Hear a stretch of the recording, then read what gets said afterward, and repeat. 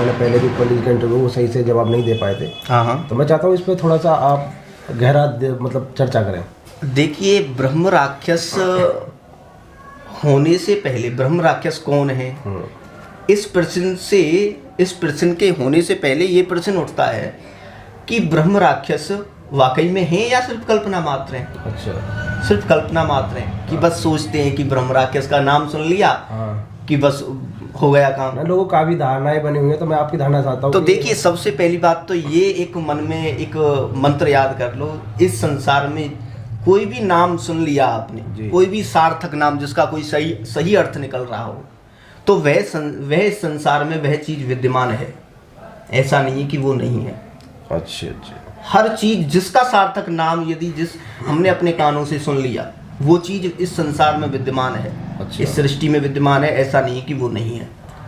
अच्छा, जैसे ब्रह्म राक्षस बनता कौन है, आप थोड़ा सा बताएंगे? तो देखिए, ब्रह्म राक्षस वाकई में होते हैं, इसका वर्णन दिया गया है दुर्गा सप्तशी के चंडी स्तोत्र में, और उसमें एक श्लोक आता है कि ब्रह्म राक्षस वेताला भैरवा कुसुमांडया नसंति दर्शनातस्य कवचे हृदय संस्थिते।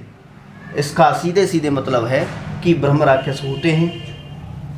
और देखिए, ब्रह्म राक्षस ही क्यों होते हैं, क्षत्रिय राक्षस शूद्र राक्षस क्यों नहीं होते? बिल्कुल बिल्कुल। सिर्फ ब्रह्म राक्षस ही क्यों होते हैं? हाँ, बिल्कुल ही सवाल उठता है। तो देखिए, जब कोई इंसान, जब कोई ब्राह्मण, जब कोई ज्ञानी पुरुष, जब कोई संत पुरुष प्रेत योनि को प्राप्त होता है अपने कर्मों के कारण।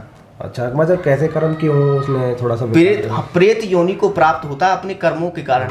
जैसे कि कोई ज्ञानी पुरुष है। अच्छा। देखिए, हर स्टेज का यदि कोई ज्ञानी पुरुष है, एक तो हो गया अज्ञानी, बिल्कुल, और एक हो गया ज्ञानी।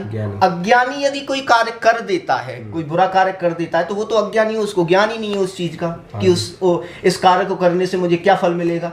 लेकिन ज्ञानी पुरुष जिसको सब कुछ पता है, जैसे कि ब्राह्मण हो गए, संत हो गए, उन्होंने वेदों को पढ़ा है, उन्होंने मतलब शास्त्रों को पढ़ा है, उन्होंने धर्म की चर्चाओं पे विषय पे बात की है, उनको सारी चीजें पता है, और फिर भी वो इस गलत का कुकृत को कर देते हैं, गलत कार्यों को करते हैं, जैसे कि व्यभिचार करना। अच्छा। मदिरापान करना, जैसे कि व्यभिचार करना, पर स्त्री गमनम।